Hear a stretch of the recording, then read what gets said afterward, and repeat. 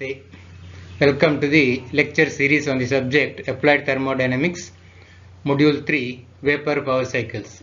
So this is lecture number 5. Myself, Dr. N. Satish Kumar, Associate Professor of Mechanical Engineering, Canara Engineering College, Bantwal. Today we will discuss closed feed waters and regenerative feed water heaters.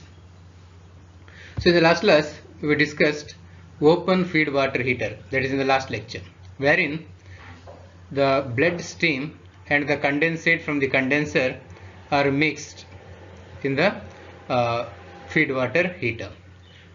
So here in case of closed feed water heater, so there is no mixing, instead there is only heat transfer between the bled steam and the condensate. So in this heat is transferred from the extracted steam, that is bled steam, to the feed water without any mixing taking place. The two streams now can be at different pressures since they do not mix, so that is the advantage. So previously, so they have to be in the same pressure, right? The condensate has to be pumped to the bled steam pressure and then it has to be mixed in the open feed water heater. So here, even though they are in different pressures, so that is not an issue here. The schematic of the power plant with one closed feed water and TS diagram of the cycle are shown in figure. You can see at point number 7 the steam is bled and it is passed through a closed feed water heater, and the turbine exhaust at state 8 is condensed in the condenser and pumped to a pressure of 2. Okay, then it is passed through this feed water heater in a separate pipe, so there is no mixing, you can see, right? And here after the extracted steam loses its heat, it also gets condensed into water and it is pumped by the pump number 2 to the mixing chamber, where this condensate, after getting heated in the closed feed water attaining the state 9, gets mixed and it becomes the water at state 5, which is supplied to the boiler, right? So you can see the point 5 is a boiler entry.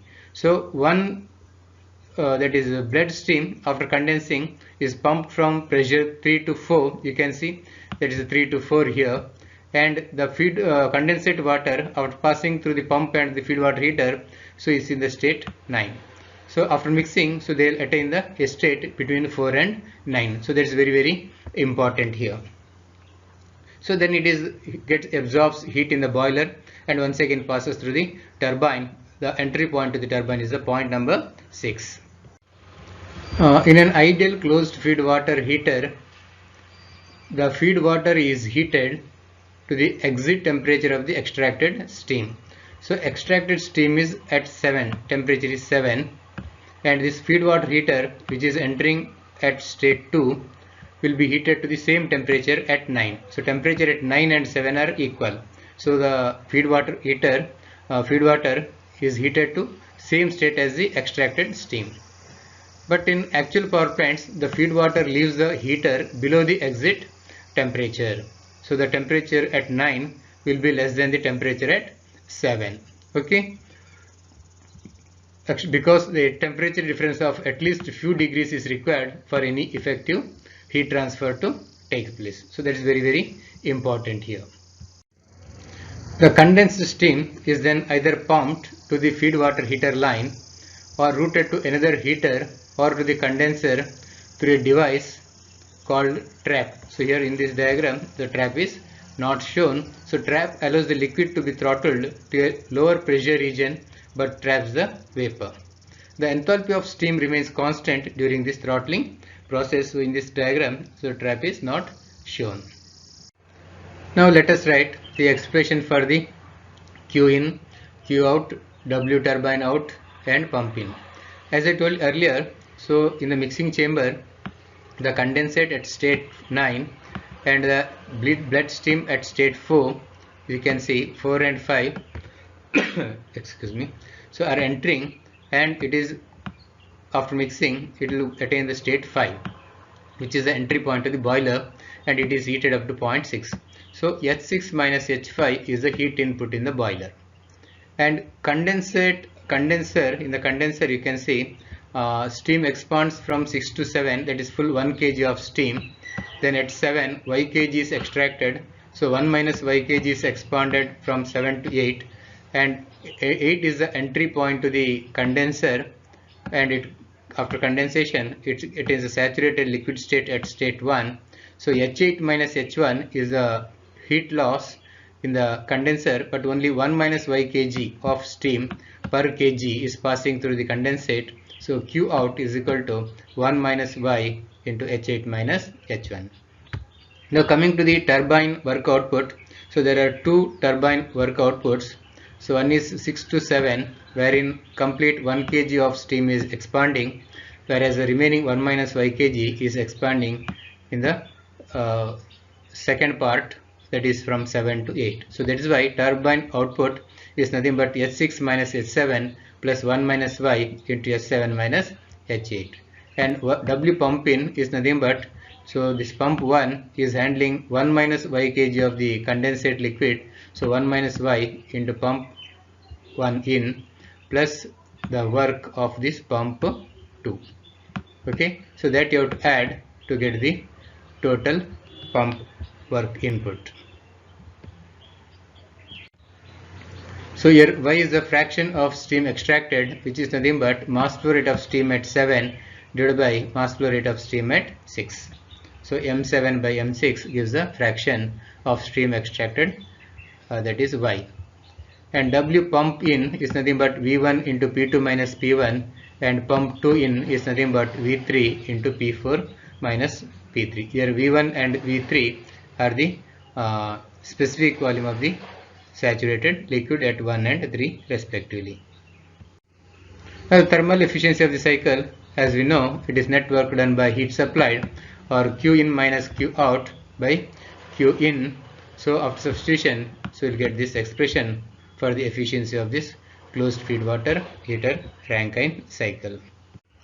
Now coming to the regenerative plant with the two open feed water heaters. So you can see for every 1 kg it is considered. So 1 kg of steam enters at a pressure of P1, saturation temperature T set, expands partially to state 2, where M1 kg of steam is taken out or extracted, and 1 minus M1 kg expands from 2 to 3, where M2 kg is extracted, and remaining steam, that is 1 minus M1 minus M2, here you can see, so that is expands till the end of the turbine exit at 4 and passes through the condenser, and it is pumped from 5 to 6 to increase the pressure, and it is passed through this heater number 2. So there are two open feed water heaters, wherein this M2 kg of the bled steam and this condensate entering at state 6 mixes in the first open feed water heater,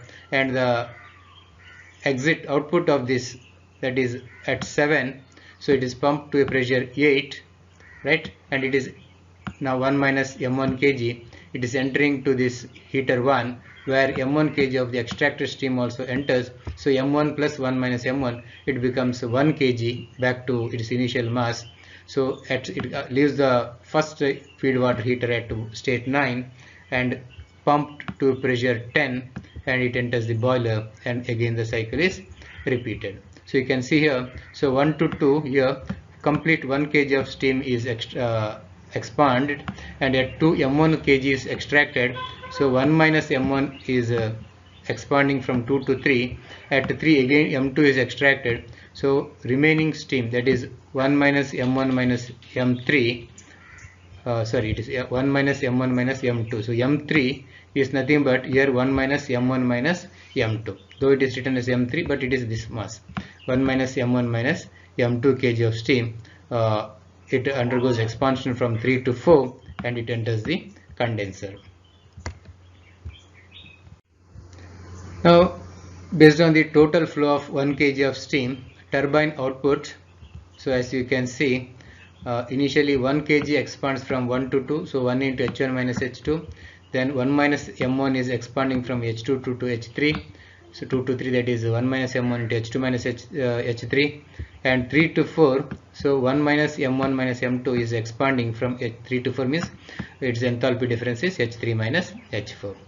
And pump work input, so first pump here 5 to 6, so this is handling 1 minus m1 minus m2 into s6 minus h5. Second pump is handling from 7 to 8, it is handling a mass of 1 minus m1 into h8 minus h1. And third pump from 9 to 10 is handling full 1 kg of the mass, so it is 1 into h10 minus h9. So W net is nothing but Wt minus Wp, so I am not going to substitute. So already you have the expression for W turbine and W pump, so you can substitute here for W net. And heat added from the external source, so 10 is the entry point to the boiler and 1 is the exit of the boiler or entry of the turbine. So the heat added from external source in the boiler is nothing but H1 minus H10. And once you know the W net and Q1, you can find out the cycle efficiency as eta is equal to W net by Q1. Now coming to the regenerative plant with the two closed feed water heaters. So the difference is here it is not mixing. So you can see 1 kg of steam enters the turbine at state 1. So m1 kg of the steam is extracted at state 2 and it is passed through this closed heater 1. Okay. So you no mixing, you can see. So after passing through this heater, it passes the trap and it is sent to the second feed water heater, right? And at point 3, m2 kg is extracted and is passed through the second closed feed water heater. So it is directly passing, and while passing it also takes this m1 kg which is entering at this point. So m1 plus m2 kg is coming out from this second closed feed water heater and it passes the trap and then a drip pump, okay, and it is passed back to this line 9 here, so fed to the same line of the exit of the closed feed water heater 2. So the remaining steam 1 minus m1 minus m2 kg is passes through the condenser, then a condensate pump, then it passes through the first closed feed water heater, then it absorbs the or takes the same the water from the drip pump which is m1 plus m2 kg, and the 1 kg of water now passes through the second closed feed water heater. It absorbs heat further of this extracted steam and then it enters the boiler. So this is how a regenerative plant with the two closed feed water heater works. Now if you write the expression on the basis of the total flow of 1 kg of steam, so turbine, as I explained for the open feed water heater, so you can write, so first 1 kg expands from 1 to 2, then 1 minus 1 expands from 2 to 3, and 1 minus m1 minus m2 expands from 3 to 4, and pump work is nothing but h6 minus h5, and W net is nothing but Wt minus Wp. So your drip pump work is not considered. And heat input from the external source, that is in the boiler, is from H1 minus H12. So you can write the expression for the cycle efficiency as W net by Q1. So Q1 just now you calculated here, and W net is nothing but Wt minus P. You have the Wt expression here, Wp expression here. So if you find out those things individually, so you can calculate the Rankine cycle efficiency for the two closed feed water heaters. Now let us discuss the characteristics of an ideal working fluid in vapor power cycle. So you all know any thermodynamic power cycle depends on a working fluid for the transfer of heat from the source to the point where it is converted into some useful work. Now what is the source? So source of heat here is the coal or the fuel which undergoes combustion in the furnace. So this heat liberated by burning of the coal or the fuel is given to the working substance. So usually in these power cycles, vapor power cycles, the liquid working substance gets converted into vapor in the boiler, and then it is made to pass through the turbine where it undergoes expansion, converting this heat energy into work energy. So further it is the turbine is coupled to the generator and it converts that useful work into electrical energy. Now this is very important that picking a working fluid for any vapor cycle is not a random decision. So you cannot choose any substance as a working substance, since in case of any malfunction caused by it can lead to danger to human life. Suppose if there is any malfunction in the entire system, that is maybe boiler, turbine, condenser, pump, or the connecting pipelines, so it should not cause any danger to the human life. so it can cause huge loss, right, in terms of maintenance cost, okay, operation and maintenance cost. So while choosing a working fluid for vapor power cycle, one should keep the following factors, which is called as characteristics of that is working fluid in a vapor power cycle, in his mind. Now let us see what are these important characteristics. The fluid should have high critical temperature so that the saturation pressure at the maximum permissible temperature is relatively low. Suppose if the fluid is having high critical temperature, then saturation pressure at the maximum permissible temperature will be less. Okay, you can have the required pressure at low temperature, provided the critical temperature of the working substance is very high. It should have a large enthalpy of evaporation at that pressure. That is very important. You see, the purpose of this boiler is to convert heat energy that is from the fuel to make it absorbed by the working substance. So working substance can absorb more heat only if its enthalpy of evaporation is more. So you might have seen in the dome the two-phase diagram right here. You see, suppose if the evaporation takes place at this line, you can see this is the enthalpy of evaporation. Suppose if the evaporation takes place at higher pressure, here you see the length decreases, so it further decreases. So as the pressure increases, so enthalpy of evaporation decreases. So you should have large enthalpy of evaporation at that particular pressure which is required for the operation of the turbine. The saturation pressure at the temperature of the heat rejection should be above atmospheric pressure. That means that in the condenser, the saturation pressure at the temperature of heat rejection. So at heat rejection takes place in the condenser. So that pressure, because again after condensation it becomes saturated liquid, so the pressure should be above atmospheric so as to avoid the necessity of maintaining vacuum in the condenser. If it goes below the atmospheric, that means it is vacuum. So maintaining vacuum is again a problem in the condenser. The specific heat of the liquid should be small so that little heat transfer is required to raise the liquid to the boiling point. That's very important. You see, you might have told this in the BTD class, pure substance, or in other cases also. You know that suppose you assume that feed water heater, water from the feed water heater is entering the boiler at some 30 degrees Celsius. Just an example, 30 degrees Celsius. Now think that the boiling temperature or the temperature at which the steam is produced is 250 degrees Celsius. Okay, that is corresponding to the pressure. Okay, 250 degrees Celsius. Now the steam formation takes place at 250 degrees Celsius. So it is at a very high pressure. Okay, much higher than the atmospheric pressure. Now what happens is this 30 degree to 250 degree, just an example. Okay, it has to increase its temperature. So from 30 to 250 means 220 degrees Celsius of temperature has to be raised. So you know that the temperature or heat required to raise the temperature of 1 kg of any substance by 1 degree is called as specific heat.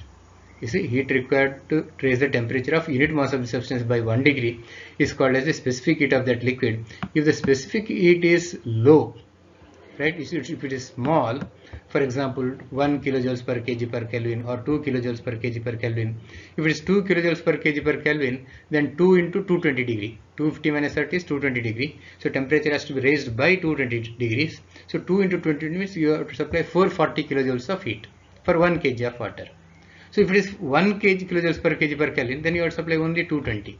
So that is what the specific should be small, so that to reach the saturated vapor state or the boiling point, sorry, saturated temperature, not vapor, okay, saturation temperature, the boiling point should be faster, so that little heat transfer is required to raise the liquid to the boiling point. So that's what I'm telling about, boiling point. So from 30 to 250, which is the boiling point, if you supply less heat, that is sufficient if the specific heat is small. If the specific heat is small, like water 4.187, so 4.187, 4.2 if I am take approximately into 220, you see 100 itself is 480, 960 plus again 96, right? So this is what is required to raise the temperature from 30 to 250. Just I have taken an example to make you understand the concept of low specific heat. Okay.